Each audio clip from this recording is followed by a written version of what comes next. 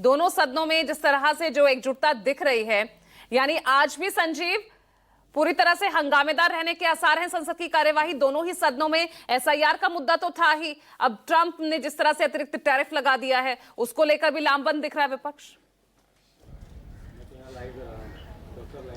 जहाँ देखिए, इस बात की संभावना तो बहुत कम है कि शांति से विधायी कार्य हो पाएंगे, लेकिन मैं पा रहा हूँ कि जो बहुत ज़रूरी बिल है उन्हें इसी हंगामे के बीच सरकार पारित करवा रही है। लिहाजा ये संसद क्या अपने जो उसका पूर्णकाल है 21 तारीख तक, 21 अगस्त तक वो चल पाएगी, इसके ऊपर एक संशय की स्थिति है। ऐसे में जबकि 12 तारीख के बाद से 6 दिनों के लिए बंद होना है संसद को और फिर 18 को खुलना है। बीच में इंडिपेंडेंस डे सेलिब्रेशंस हैं और वो तमाम चीज़ें आप जानती हैं। लेकिन ज़्यादा बड़ा सवाल यहाँ पर ये भी है आज की तारीख में कि अगर आज संसद नहीं चलेगा और फिर से बहुत ज़बरदस्त प्रतिक्रिया दिखाएगी विपक्ष ट्रंप और एसआईआर के सवाल पर, तो उसकी एक वजह यह भी होने जा रही है कि एक एटम बम जिसकी आप बात कर रही थी उसकी चर्चा बहुत ज़्यादा हो रही है विपक्ष के बीच में।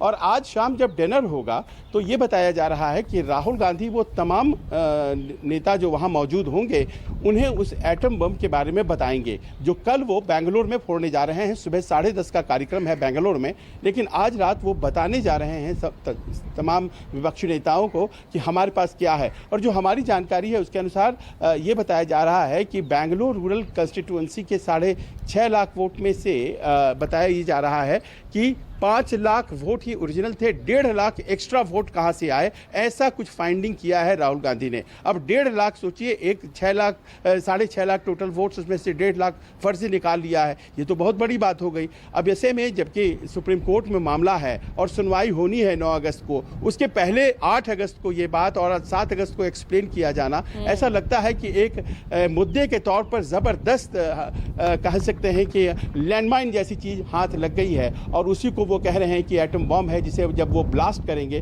तो पूरा का पूरा चुनाव आयोग ही उड़ जाएगा। जी धनंजय गिरी जी, मैं चाहूंगी कि आप इस पे रिएक्शन दे भाई। पक्का सबूत एटम बम इस वक्त राहुल गांधी के हाथ लगा है और कल अगर उसको फोड़ देते हैं और वाकई में उसमें बहुत कुछ अगर निकल जाता है, क्या करेगी पार्टी? नहीं, देखिए, चुनाव आयोग के बारे में राहुल गांधी जो कहेंगे, जिस सुप्रीम कोर्ट तो राहुल गांधी के बारे में जो कह रहा है पहले वो तो देखिए।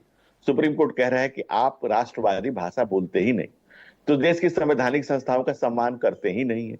तो राहुल गांधी पे ही पहले सवाल है। दूसरी बात कि अगर वो कोई सवाल लेकर के आ रहे हैं तो स्वागत है, उनको आना चाहिए, लेकिन वो एटम बम कहीं घर में ना फोड़ ले। दिक्कत यहाँ पर है क्योंकि बहुत दिनों से लेके घूम रहे हैं राहुल गांधी की बात अगर हम करें तो राहुल गांधी की जो बात करें या बिहार में तेजस्वी यादव की बात करें, एक दो एपिक नंबर लेके खुद ही को फ्रॉड घोषित कर रहे हैं, घोषित फ्रॉड अपने आप को कर रहे हैं, राजनीति में घुसपैठिए बनने की कोशिश कर रहे हैं। और जब आम आदमी पार्टी के लोग कह रहे थे कि हमारे लिए राष्ट्र इंपॉर्टेंट है, सत्ता की दुरुपयोग नहीं होना चाहिए, सत्ता का दुरुपयोग करके शराब का व्यापार करके जेल से हवा खाकर और जेल से सरकार चलाने वाले लोग भी आज राष्ट्रवाद की बात करते हैं, राष्ट्रवाद की भाषा बोल रहे हैं। तो ये विपक्ष का तार हो चुका है। सुनते सुनते कितना जल्दी बौखला गए हम लोग, कितनी जल्दी असहमतियों का हम 40 साल धारा प्रवाह धनंजय जी बोलते हैं, वो नहीं सुनते हैं कि क्या उन पे आरोप। हाँ सर, सूरज जी 10 सेकंड। सूरज जी, मैं तो हर आरोप का मैं तो बिंदुवार जवाब दे रहा हूँ। हाँ बिल्कुल बिल्कुल। देखिए, अभी जो बात उठ रही थी कि चुनाव आयोग, आ रही चित्रंजन जी आपके पास आ रही हूँ, बनने के बाद आपके पास ही आ रही हूँ। नहीं, फ्रॉड कहने कहेंगे जी, फ्रॉड ही लोग है, फ्रॉड ही करके ही लोग सत्ता नहीं तो आप तो मेरी बात सुन लिया, वोट से मोहर मार फ्रॉड है। ठीक है, चारा चोर घोषित किया है। सूरज मंडल के पहले जो है अभी 71,000 करोड़ आ गए और आप चारा चोर दूसरे को कह रहे हैं 71,000 करोड़। देखिए की बात करेंगे तो सभी की बात जाएगी, समय मेरे पास बहुत कम है। सबसे बड़ा फ्रॉड तो यहाँ भी है, जो बिहार में सरकार है वो है।